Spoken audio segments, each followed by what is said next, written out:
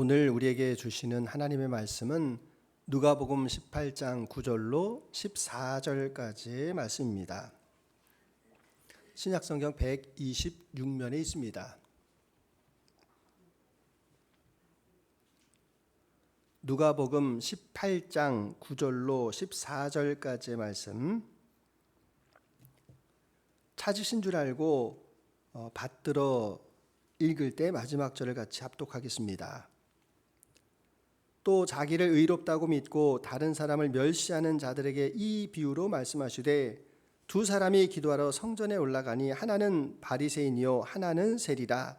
바리새인은 서서 따로 기도하여 이르되, 하나님이여, 나는 다른 사람들 곧 토색 불이 간음하는 자들과 같지 아니하고 이 세리와도 같지 아니함을 감사하나이다. 나는 일에 2번씩 금식하고 또 소득의 11조를 드리나이다 하고, 세리는 멀리 서서 감히 눈을 들어 하늘을 쳐다보지도 못하고 다만 가슴을 치며 이르되, 하나님이여, 불쌍히 여기소서, 나는 죄인이로소이다 하였느니라. 내가 너희에게 이르노니 이에 저 바리새인이 아니고 이 사람이 의롭다 하심을 받고 자기 집으로 내려갔느니라. 무릇 자기를 높이는 자는 낮아지고 자기를 낮추는 자는 높아지리라 하시니라. 아멘.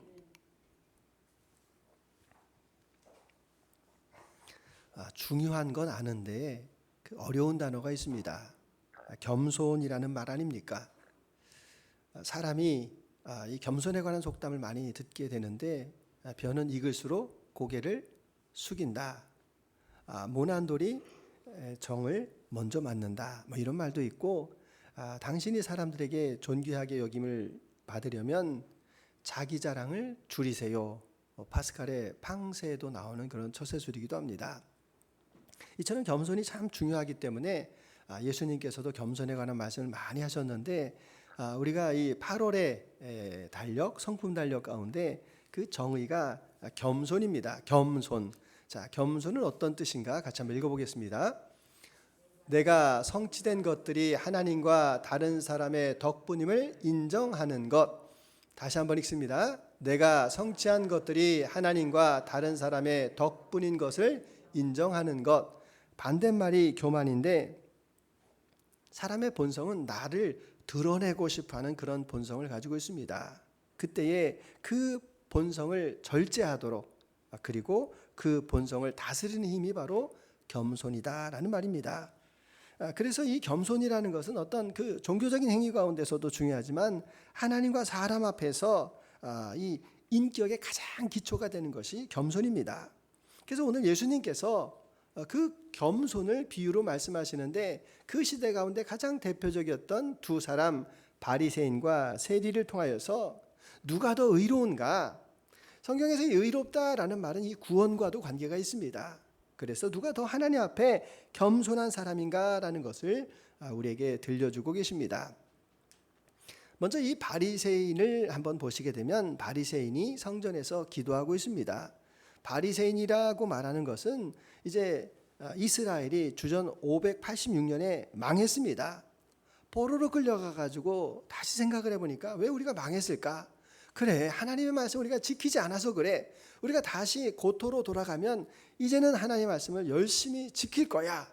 그래서 이 하나님의 말씀을 열심히 지키던 그런 사람들이 바로 이 바리새파 사람들입니다. 이 바리새파 사람들은 모세 율법을 아주 중요하게 생각했고, 그 장로들의 전통이라는 것, 즉 구전되어 오는 그 율법도 아주 열심히 지킨 사람들입니다. 얼마나 열심히 지키느냐, 기도할 때 딱 드러나지 않습니까?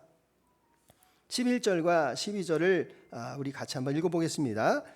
바리새인은 서서 따로 기도하여 이르되, 하나님이여, 나는 다른 사람들 곧 토색 불이 간음하는 자들과 같지 아니하고 이 세리와도 같지 아니함을 감사하나이다.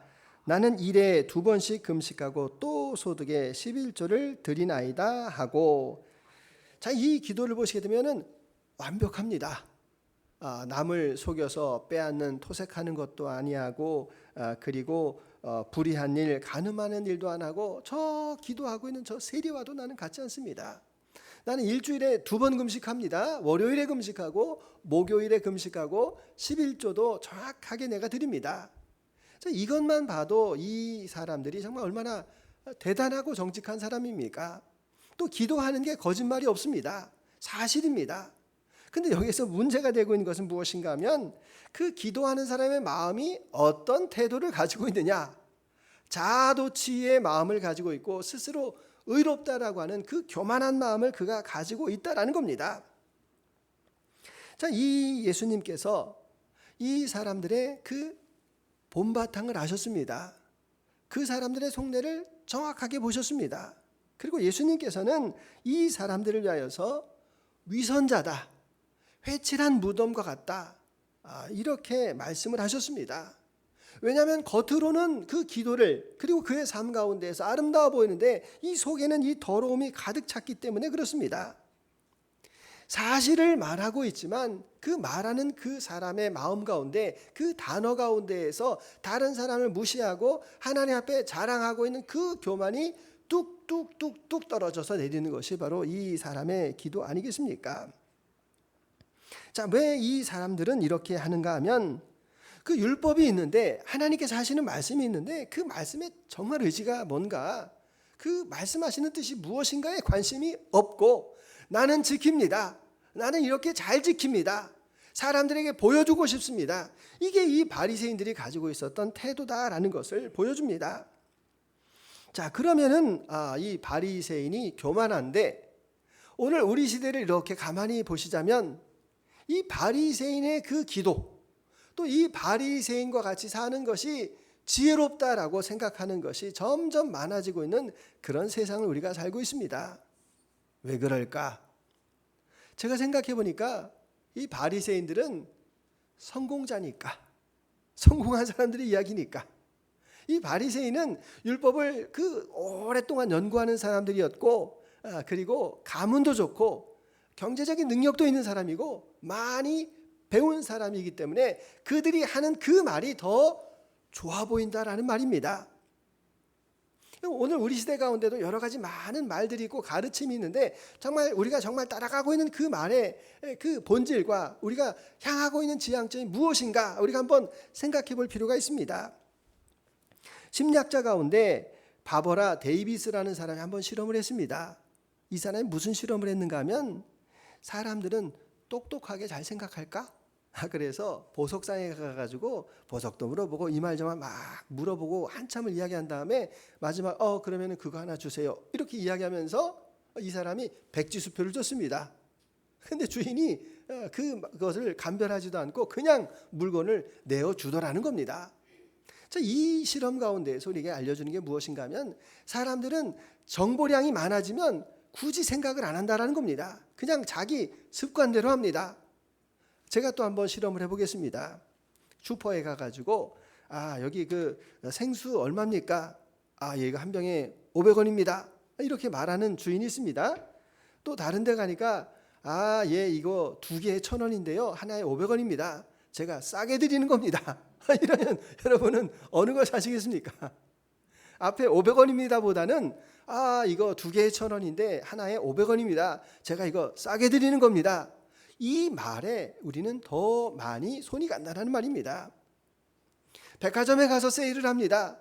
여러분, 솔직하게 말해서 세일할 때 이미 가격을 다 이렇게 책정을 해 놓은 겁니다. 1+1, 여러분 다 좋아하시지 않습니까? 그러면은 그 농도는 묵습니다. 묽게 나오는 겁니다. 그래도 1+1, 이 포장지가 좋으니까 우리는 거기에 손이 덜커덕합니다. 신앙에서도 마찬가지입니다. 우리가 신앙에 대해서 곰곰하게 잘 생각하고 어느 것이 진실인가라는 것을 우리가 밝히 보는 것보다도 그 사람의 말에 현혹될 때가 얼마나 많습니까? 우리가 묵묵하게 기도하는 것보다도 내가 기도를 많이 하는데, 내가 이렇게 봉사를 하는데, 이렇게 말하는 사람에 우리는 더 귀를 기울이고 있다는 겁니다. 그것은 우리가 가지고 있는 뿌리 깊은 편견의 다름이 아닙니다. 이 편견이라고 하는 것이 우리 신앙인들 또 믿지 않는 사람들에게도 동일하게 참 많이 있는 게, 어떤 이제 사람이 이제 딸이 시집을 간다고 하여서 이제 이 사위될 사람을 봤습니다. 물어보고 싶은 말이 많은데 이 사람은 꼭 물어보는 게 이겁니다. 자네 어느 대학 나왔는가? 토플 점수는 몇 점인가?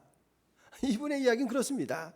적어도 영어 공부를 하려면, 그리고 토플을 쌓으려면 사람이 굉장히 성실해야 된다. 그 성실성의 기준으로 이 사람을 본다라는 겁니다.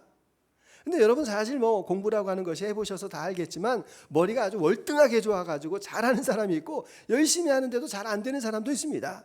공부에 또 특출난 사람도 있고 또 가정 형편에 따라서 이 상황이 달라질 수도 있습니다. 우리는 사람의 됨됨이를 봐야 되는데 그게 아니고 그 사람이 보여주고 있는 그 외면적인 것에 우리의 마음과 심령이 이렇게 끌려갈 때가 많이 있다라는 겁니다. 자, 예수님께서는 이 바리새인들을 경험해 보셨습니다. 예수님께서 바리새인에게 초대를 받으신 걸 찾아보니까 3번 초대를 받았습니다. 3번을 초대를 받았는데 이 바리새인 가운데 이 누가복음 7장에서 보시니까 이 7장 가운데에서 바리새인이 예수님을 초대했는데 씻을 물도 안 주는 겁니다. 그러니까 그 마땅히 드려야 될 것을 드리지 않으니까 그 한 여인이 우리 예수님께서, 저렇게 귀하신 예수님께서 이렇게 푸대접을 받는 것이 너무 속이 상해가지고 향유옥합을 가져와서 눈물로 예수님의 발을 닦아드리는 그 모습도 바리새인 집에서 일어난 일입니다. 또 바리새인 집에 누가복음 11장에서 예수님 초대받았는데 예수님께서 손을 안 씻으는 겁니다. 그러니까 사람이 정결법도 안 지킨다고. 사실 이 정결법이라고 하는 것이 성전에 들어가서 제사장들이 이렇게 손과 발을 이렇게 닦는 것이 정결법입니다. 그런데 그것을 너희들도 해야 돼. 모든 백성들에게, 모든 사람들에게 다 이렇게 그것을 굴레로 만들어 놓은 것이 바로 이 정결법입니다. 바리새인 집에서 일어난 일입니다. 또 바리새인 집에서 14장에서 보시니까 수종병 들린 사람이 있는데 예수님이 고쳐주나 안 고쳐주나 그러면서 예수님께서 안식일에 선을 행하는 것이 옳다 고쳐주십니다. 자, 이와 같이 이 바리새인들은 내가 거룩하니까, 내가 경건하니까 그 다른 사람들을 업수히 여기고, 그리고 예수님조차도 가르치려고 했던 사람들이 이 바리새인들이 가지고 있었던 그 교만이었다라는 것을 말씀하고 있습니다. 그럼 여기에서 우리가 깨닫는 것이 무엇인가 하면, 여러분 우리가 가지고 있는 이 편견이 얼마나 깊은가라는 것을 우리가 먼저 아는 것이 중요합니다. 그리고 다른 사람들을 판단하는 것이 아닙니다. 바리새인 정도 됐으면 내가 좋은 집안에서 이렇게 좋은 공부를 하게 된 것에 대해서 내가 감사하다, 겸손해야 되지 않겠습니까? 그리고 그 세리와 같이 어려움을 겪고 있는 사람이 있다면 내가 도와줄 수 있는 것이 무엇인가? 여러분 이것을 생각하는 것이 바로 겸손한 사람의 태도입니다. 우리도 마찬가지 아닙니까? 내가 기도를 많이 하고 많이 봉사를 한다. 그래서 저 사람은 기도도 안 하고 왜 안 하는 거야? 라고 이렇게 말하는 것이 아니라는 겁니다. 하나님께서 나에게 시간의 여유를 주셔서, 기도할 수 있는 은혜를 주셔서, 그 마음을 주셔서 내가 이렇게 기도하는 것에 대해서 감사하고, 기도하지 못하는 그 사람을 위해서 내가 긍휼히 여기고 기도할 수 있는 그 마음을 주님께서 기뻐하신다라는 겁니다. 여러분 건강하십니까? 복이라고 생각하십니까? 연약한 사람을 도우라고 주님께서 저와 여러분에게 건강을 허락해 주신 것입니다. 그래서 주신 것은 다 겸손함입니다. 기회 주신 것은 다 감사입니다. 그래서 그 주신 하나님 앞에 내가 감사해서 그 바리새인이 따랐던 그 허상을 따르지 아니하고 내가 겸손한 자가 되기를 원합니다. 그런 고백이 저와 여러분의 동일한 고백 되시기를 원합니다.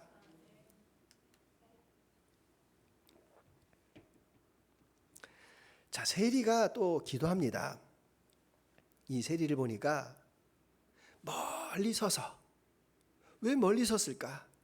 부끄러우니까. 사람들이 자기를 매국노라고 하고 자기를 나쁜 놈이라고 말하는 것을 그가 그대로 인정합니다. 멀리 서서 기도한다라는 것은 성전에서 제사장이 기도하는 곳이 있고, 그 다음에 유대인이 기도하는 곳이 있고, 이방인이 기도하는 곳이 있습니다. 이 세리도 유대인이지만 유대인이 기도하는 곳에 가지 못하고 이방인이 기도하는 곳에서 멀리 서서 하나님 앞에 지금 기도하고 있습니다. 가슴을 치면서 기도하고 있습니다. 이것은 올바른 기도가 아닙니다. 유대인들의 기도는 손을 이렇게 들어서 기도하는 겁니다. 이렇게 들어서 기도하는 이유가 무엇인가 하면 하나님께서 나에게 선물을 주신다라는 것을, 내가 선물을 받기 위해서 이렇게 손을 벌려서 하늘을 향하여서 기도하는 것인데, 그것을 오므려서 가슴을 치면서 하나님 앞에 간절하게 슬픔과 고뇌 가운데에서 그가 기도하고 있다라는 겁니다. 어떤 기도를 드렸는지를 우리는 알 수가 없습니다. 그러나 우리는 짐작할 수 있지 않습니까? 세리, 하나님 먹고 살라고 죄인 줄 아는데 할 수 없어서, 하나님 나 때문에 고통을 겪고 있는 사람이 있는데 그것이 내가 너무 슬픕니다. 이게 그의 기도 아니었겠습니까? 바리새인들을 보시게 되면 하나님 앞에서 자기를 자랑하지만, 세리는 하나님 앞에서 하나님 나는 죄인입니다. 내가 구할 수 있는 것은 하나님의 자비하심과 하나님의 긍휼하심 밖에 나는 구할 것이 없습니다 라고 이렇게 기도하는 것 아닙니까? 어떤 왕의 이야기를 들어본 적이 있습니다. 이 왕이 감옥에를 갑니다. 감옥에 가니까 죄수들이 나와서, 왕이시여 저는 정말 억울합니다. 저는 죄를 짓지 않았는데 이곳에 와서 억울하게 종살이하고 있습니다. 뭐 이렇게 다 이야기하는 겁니다. 근데 한 사람만, 왕이시여 저는 죄인입니다. 저는 벌을 받아 마땅합니다. 왕이 이 사람을 물끄러미 쳐다봅니다. 그리고 하는 말이, 여봐라 이 죄인을 당장 밖으로 끌어내라. 이렇게 착한 사람이 많은 곳에 이런 죄인을 둘 수가 없다. 이렇게 말했다라는 이야기를 들었습니다. 예수님의 구원은 우리의 행위가 아니라 하나님의 자비하심과 은혜로 이루어진 것 아닙니까? 그래서 그 자비 앞에, 하나님의 그 구원하심 앞에 우리는 어떤 태도를 취해야 되는가? 죄를 지었고 하나님 앞에 간절하게 기도하고 있는 그 다윗의 이야기가 있습니다. 하나님께서 기름 부어서 왕으로 삼아주셨지만 그는 왕권을 이용하여서 그 우리아의 아내 밧세바를 범하고 그가 자기의 죄를 깨닫고 하나님 앞에 간절하게 기도하고 있는 것이 시편 51편의 이야기입니다. 시편 51편 17절 우리 같이 한번 읽어보겠습니다. 하나님께서 구하시는 제사는 상한 심령이라, 하나님이여 상하고 통회하는 마음을 주께서 멸시하지 아니하시리이다. 아멘. 상한 심령이라는 겁니다. 마음이 상처를 입었고 마음이 상하여서 하나님 앞에 드리는 그 기도를 말하고 있습니다. 하나님 앞에서 자기의 죄를 깊이 깨닫고 철저하게 회개를 하고 있습니다. 그것을 우리는 무엇이라고 말하는가 하면은 깨어진 그릇이다 이렇게 말할 수 있습니다. 그 마음이 이미 깨어졌습니다. 내가 무엇을 담아둘 수 있는 것이 아무것도 없습니다. 그래서 그 깨어진 부서진 그릇 앞에 자기의 능력을 다 포기하고 내가 할 수 있는 것을 다 포기하고 하나님 앞에 하나님께서 가져다 주시는 그 긍휼하심을, 하나님의 그 도우심만을 간절하게 기도하는 것이 바로 그 상한 심령으로 드리는 기도다라는 것을 말씀하고 있습니다. 그래서 하나님께서 상한 심령으로 드리는 제사를 기뻐하십니다. 우리는 어떤 종교적인 행위를 하든지 하나님 앞에서 그 하나님의 도우심을 진정으로 인정하고 그리고 나의 잘못을 회개할 수 있는 그 마음, 그것이 바로 예수님 앞에 우리의 죄를 자복하고 구원을 얻는 길임을 우리에게 말씀해 주고 있습니다. 그래서 겸손이라는 것이 얼마나 중요한가? 그 겸손에 대해서 우리가 8월 달력을 보시게 되면 하나님의 능력으로라는 그러한 것이 나오면서 구체적으로 어떻게 우리가 겸손할 것인가를 말합니다. 여기를 보시게 되면 하나님이 나를 위해서 하신 일이 최선임을 기억하겠습니다. 하나님께 복종하겠습니다. 인정받지 못해도 섬기겠습니다. 배우려는 자세를 갖겠습니다. 나의 실제 생활을 보겠습니다. 어떤 일을 하찮게 여기지 않겠습니다. 나의 성공을 도운 사람들을 알아보겠습니다. 자랑하거나 우쭐대지 않겠습니다. 다른 사람을 나보다 낮게 여기겠습니다. 칭찬을 받으면 그 공을 하나님께 돌리겠습니다. 저는 이것을 쭉 보는 가운데 2주간에 있었던 일이 기억이 납니다. 2주간에 아침마당을 진행하던 김재원 아나운서가 이제 퇴임을 하는 그 마지막 방송을 본 적이 있습니다. 그 김재원 아나운서는 사랑의 교회 장로님이고 늘 겸손한 분이다라는 거 우리가 알지 않습니까? 이제 그 퇴임사를 이렇게 이야기합니다. 30년 동안 KBS를 출근하였고 12년 동안 아침마당을 진행을 했습니다. 이제는 떠날 시간이 되었는데 시청자 여러분들의 장학금으로 졸업을 합니다.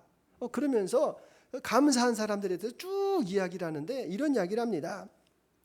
아침에 출근할 때마다 정문을 지키고 있는 청원 경찰님들에게도 감사를 드리고, 그리고 KBS를 깨끗하게 하고 있는 청소하는 이모님들에게도 감사드립니다.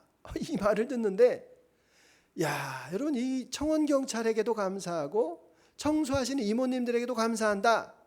이분이 늘상 그 작은 자들을 향하여서 눈길을 두셨다라는 이야기입니다. 저게 바로 겸손한 사람의 태도구나라는 그런 생각이 들었습니다. 우리는 하나님 앞에 설 때 자랑할 것이 아무것도 없습니다. 그래서 우리는 하나님 앞에 빚진 마음으로 서는 것 아니겠습니까?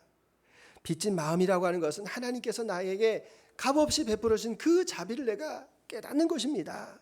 그리고 나는 아무것도 아니라는 것, 그 하나님 앞에 그 은혜에 갚을 길이 없다라는 것을 내가 깨닫는 것이 바로 빚진 자의 마음입니다. 사도 바울을 한번 보시기 바랍니다. 사도 바울이 왜 그와 같이 자기의 일생을 통하여서 저렇게 복음 전도에 힘썼는가? 로마서 1장 14절과 15절에 이렇게 말씀합니다. 같이 읽습니다. 헬라인이나 야만인이나 지혜 있는 자나 어리석은 자에게 다 내가 빚진 자라. 그러므로 내가 할 수 있는 대로 로마에 있는 너에게도 복음 전하기를 원하노라. 아멘. 이것이 사도 바울이 가지고 있는 그 마음의 기저였다라는 걸 우리는 깨닫습니다. 사도 바울도 바리새인 아닙니까? 바리새인이었을 때에 헬라인, 야만인, 지혜 있고 또 어리석은 자, 이와 같은 사람을 그는 다 구별하였던 사람들입니다. 그런 부류에 속하여 있었는데 그 예수님의 그 은혜를 알고 나니까 그 사람들조차도 나에게 은혜를 베푼 사람이다라는 것을 깨닫고 내가 빚진 자라는 것을 그가 알았다라는 사실입니다. 그래서 그의 일생의 그 삶의 모토가 무엇인가 하면은 나는 빚진 자다. 예수 그리스도로부터 그 값없는, 그 갚을 길 없는 은혜를 받았다라는 것을 그가 마음에 기억하고 늘 빚진 자로 살아갔다라는 것입니다. 힘겨운 일이 있고 고통스러운 일이 있고 좌절하는 일이 있어도 끝까지 복음을 전하려고 했던 것이 바로 그 빚진 자의 마음을 가지고 있었음을 우리에게 고백하고 있습니다. 오늘 이 말씀 가운데 계속 연결되어지는 그 세리들의 이야기를 한번 보시기 바랍니다. 세금을 과하게 받고 사람들의 재산을 착복하고 민족을 배반하였던 그 세리였지만 그 세리 가운데에서 예수님을 진실로 만난 이들이 있습니다. 그래서 마태복음 7장에 보시게 되면 세리였던 예수님의 제자 마태 이야기가 나옵니다. 마태는 예수님께서 나를 따르라라고 하는 그 말씀을 듣고 너무 감사해서 자기의 그 친구들, 세리 친구들 이렇게 불러서 잔치를 베풀고 그 주님 앞에 그 빚진 마음을 돌려드리고 있는 그 겸손의 태도를 보게 됩니다. 누가복음 19장을 보시게 되면 세리장이었던 삭개오가 예수님을 만났습니다. 그 예수님을 만나고 그 은혜에 감사하여서 내가 다른 사람에게 억울하게 빼앗은 것들이 있다면 가난한 자들에게 내 재산의 절반을 나눠주겠습니다. 내가 그리고 억지로 빼앗은 그 토색한 일이 있으면 내가 4배를 갚겠습니다. 그때 예수님께서 이 사람도 아브라함의 잃어버린 자다라고 말씀하시고 이 집에 구원이 이르렀다라고 선포해 주시는 그 은혜를 발견하게 됩니다.